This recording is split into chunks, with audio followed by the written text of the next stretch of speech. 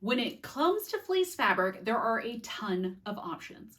Polar fleece, blizzard fleece, anti-pill fleece, Sherpa fleece, lush fleece, and so much more. It can be kind of overwhelming to figure out the best one for your next make. Today, we're talking all things fleece. I'm going to give you a brief history of the fabric. We're going to discuss some of the different types of fleece available to buy today and the pros and cons of using fleece instead of a different fabric. Then I'm going to give you my 5 best tips for sewing with fleece fabric.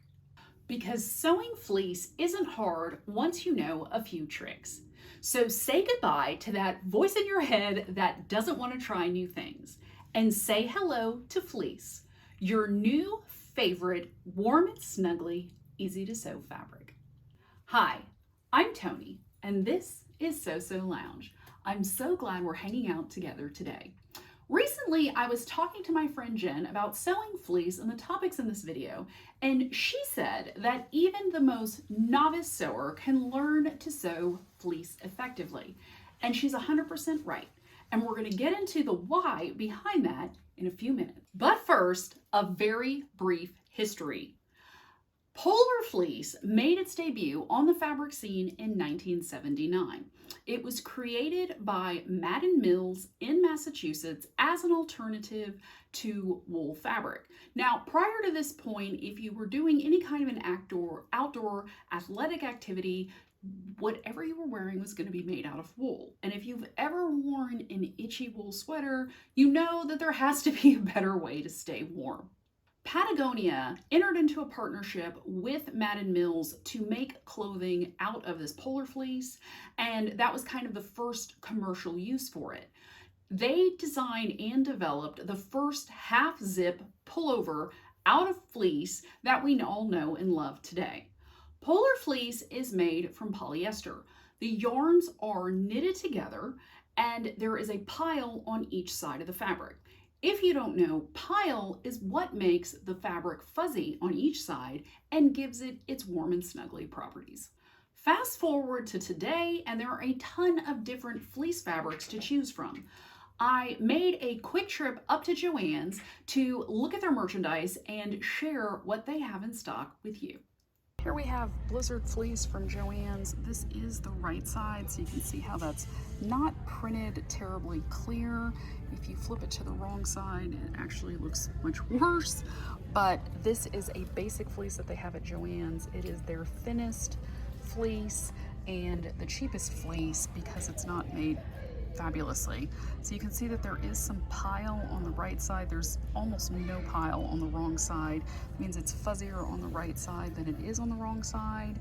I've got some anti-pill fleece here. You can see this is the right side. You can see there's some fuzziness to this fabric. The wrong side still looks pretty good. Much better quality printing than the right side of the Blizzard fleece. So even the wrong side looks better. This is a slightly medium weight fleece. When you look at the cross section, it's about 3/8 of an inch thick. It's definitely thicker than the basic Blizzard fleece, and you can see that there is the pile on the right side is a little bit longer than the pile on the wrong side, but you're still getting fuzziness on both sides. This is the So Lush fleece at Joanns, and the thing about this fleece that makes it special is that it actually is really fuzzy. You can see the pile on it. It's a much longer pile than any of the other fleece options here at Joanns. This is the right side. The wrong side is still fuzzy. It's a little bit shorter. When you look at it at cross section, it's almost exactly the same length on both sides, so you get that fuzzy softness, and it looks like it's about 1/4 of an inch thick. You can see that it has a nice drape and hand. It's a little bit softer for the draping purposes, but it is a great option if you want something super fuzzy. We've also got Sherpa fleece, and this looks the most like actual wool. It's 100% polyester, but it's kind of woven to give you that faux shearling look. It is only fuzzy on one side, so the other side is more of a woven look. It is still a knit, it still stretches, but it's going to have a longer pile on the top side that you can see here, and it has a minimal fuzziness on the underside. So this would be great for a lining. This is Luxe Fleece, which is the most expensive fleece they have. This particular bolt is $22 a yard. You can see it's very well printed. It is a very dense fleece, so it's very thick on both sides. It's only about 1/4 of an inch total, but the actual knitting part of it is very, very tightly woven. So you can see how tight the fleece is through there. This is the highest quality that they have at Joann's, and this is the kind of fleece you'll find in more high-end athleisure. I know that I had a Banana Republic fleece pullover that was made out of this really heavy-duty, more luxe type fleece. So if you're looking for kind of that look with classic silhouette, maybe a little bit less sporty, this would be a good fleece for that purpose. Have you tried any of these fleece fabrics? Which one did you like better? Let me know in the comments below. The main differences between these types of fleece are the tightness of the knit. So it affects the density of the fleece itself. And of course, there are pros and cons of using fleece over a different type of fabric. Let's start with the pros. Now, keep in mind, the whole reason fleece was created was to solve a lot of problems that wool has. So first of all, fleece doesn't fray or ravel. So I've cut this. This is a piece from my half zip pullover, and it's got a nice curve there, and I can pull on it, and it's not fraying, it's not raveling, it's not really losing much stretch. So that's a huge bonus. And because it doesn't fray or ravel, you do not have to worry about seam finishes on your fleece makes. Now, other bonus, it doesn't shrink when it's washed. Wool has to be taken carefully and washed very, very carefully, and then you have to lay it flat to dry and all these other things. Polar fleece, machine washable, cold, tumble dry low, comes out looking almost as good as it did when it went in. Now, here's the other thing. Because it's made of polyester, fleece repels water. Polyester is made of plastic, plastic repels water, so it all makes sense. Now, last but not least, fleece is breathable because of the way it's knitted, and it's still insulating because of the fuzziness. So that was another problem with wool. The fuzziness of wool makes it scratchy. It's not super soft. Wool can get wet, but once it does, it starts getting heavy and it gets a little bit stinky. So you can see how these improvements to fleece just totally outweighed wool and made it the new athletic fabric of the day. Let's talk cons. Now, cheaper fleece will pill, and pilling happens from poor abrasion resistance. So you usually get pilling like in your armpits, against the body of your fleece garment where your arms rub. There are those little tiny balls that show up that if you want your fleece to look nice, you have to shave off a little bit later. This also happens with wool, so kind of the same thing there. If you remember back to the 90s when Old Navy opened up, they had a ton of super cheap fleece on the market. My very first half zip pullover was from Old Navy, and it had a horrible pilling problem. So that's eventually why I got rid of it, because it just looked awful all the time, no matter how much I shaved it. But nowadays they have come up with a new anti-pill fleece, which I talked about a little bit earlier. So if that's something that's a concern of yours, go with the anti-pill fleece, and they have solved that problem with technology. Now, moving on, fleece can be kind of bulky. The seams can get a little wide if you're making, hats or gloves or something, and there's a lot of seams and a lot of layers. It can get kind of chunky. So that's something to consider. Fleece also creates static. And you probably know this if you have anything made out of fleece, that, you want to touch something before you go pump gas, because you'll get shocked. Now, fleece can also melt if you use an iron that's too hot. It is made of polyester, so if you use a polyester setting or lower, you should be fine. But sometimes fleece doesn't really want to take the shape that you give it when you apply heat. So with a word of caution, don't melt your fabric. It is plastic. And last but not least, it does have a tendency to stretch if you pull on it while you're sewing. So this is the widthwise grain of my fleece, so you can see that it's giving a little bit of stretch there, but if you pull it along the length, it does not. So it does have the ability to stretch more in one direction than the other, so keep that in mind when you sew, and you can always use a stabilizer to help with that issue. In my opinion, and based on my experience sewing blizzard fleece, anti-pill fleece, and lush fleece for a whole blanket project I did last year, the best option is anti-pill fleece. So it's easy to sew, it's a nice weight, the printing looks good on it, and you're gonna have it for a long time because it's gonna last, it's not gonna pill, it's going to live up to its purpose. Now, you can always go with the cheaper blizzard fleece, but you're gonna have the pilling problem. Once you go to the store and touch the blizzard fleece, compared to the anti-pill fleece or any of the nicer fleeces, it's really cheap and kind of flimsy. So even though it's cheap, don't go buy it. Spend the money, spend a little bit more money, wait for a sale, use a coupon, get anti-pill fleece or better because it's going to last longer. One thing to keep in mind, polyester is forever. If you don't like it and nobody else wants it and it goes in a landfill, it's never going to disintegrate. It will always be there. So better to invest in better fabric up front and for it to be something that you're going to use and love that's going to wash and wear beautifully. And now we're to the fun part, my 5 best tips for sewing with fleece. Number 1, don't forget about nap. So fleece has nap in 2 ways. It has nap in the direction of the fuzziness. Now this is anti-pill fleece, so it has a shorter pile than if I had the lush fleece or one of the fancier fleeces. The nap is going in a certain direction, so you need to make sure that, number 1, you buy nap yardage when you go. So if your pattern has with nap and without nap, you want to buy the with nap yardage to make sure you can lay out all your pattern pieces in the right direction. The other thing to keep in mind is that the pattern itself, even though it looks the same, it's not the same on both sides. So this is the wrong side. I can't cut some things on the wrong side and cut some things on the right side and hope for the best. If I want my garment to look good, it needs to all be cut on the same side, going in the same direction so that all my pieces look good and feel fuzzy in the same direction. The last thing you want is for a sleeve to have the fuzziness going in the opposite direction. It's going to drive you crazy. Take my word for it.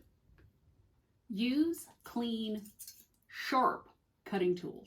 If you're like me and you do all your cutting of as many patterns as possible in one day, you will realize that your cutting tools do eventually get a little dull.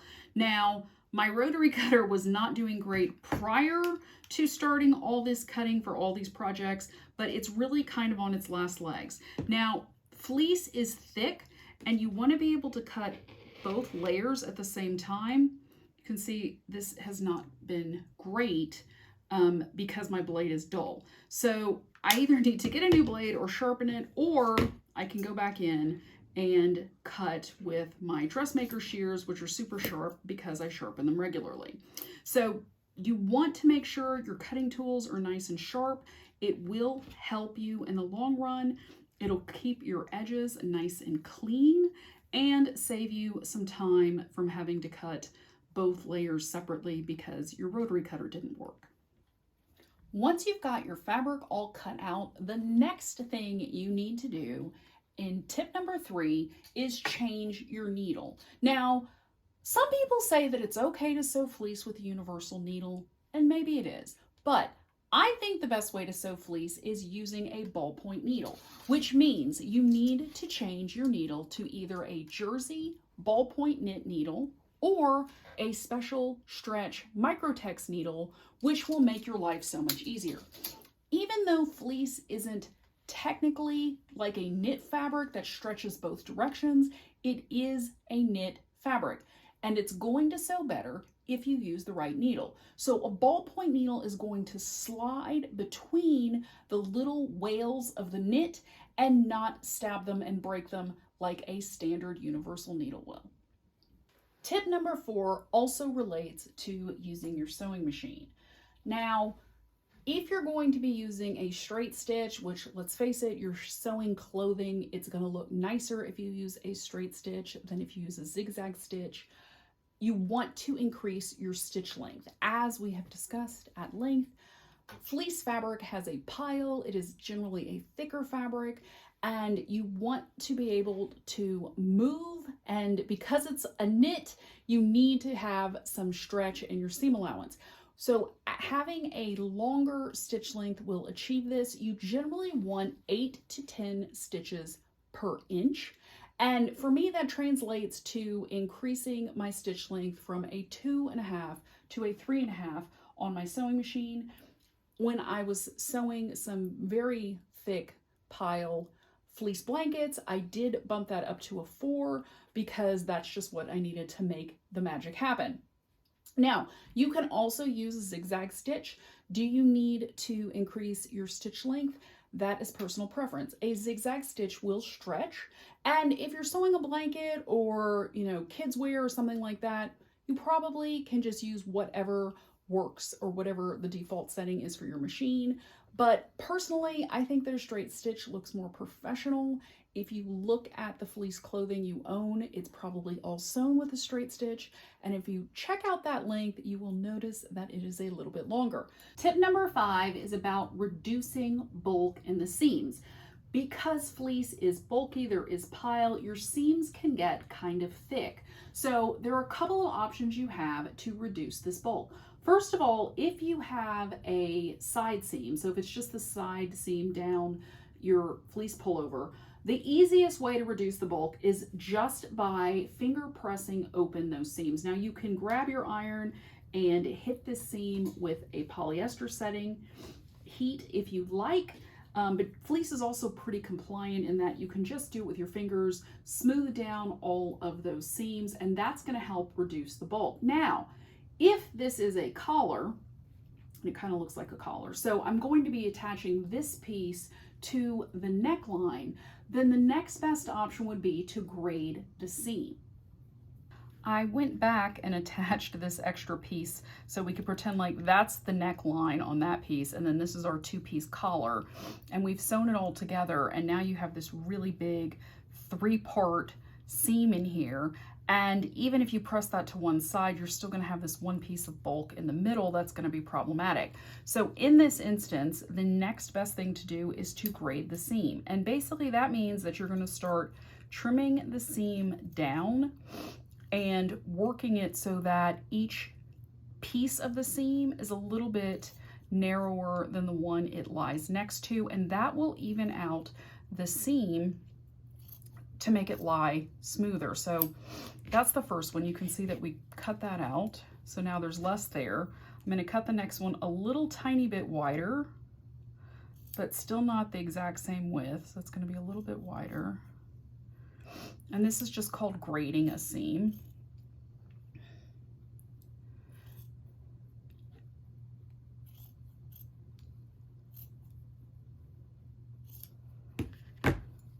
And so now you can see that it's a lot smoother.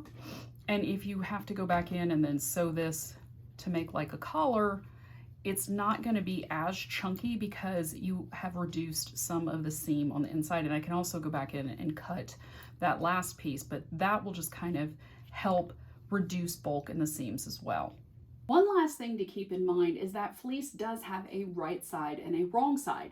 If you're using printed fleece, you can usually tell the wrong side because the print is a little bit blurry.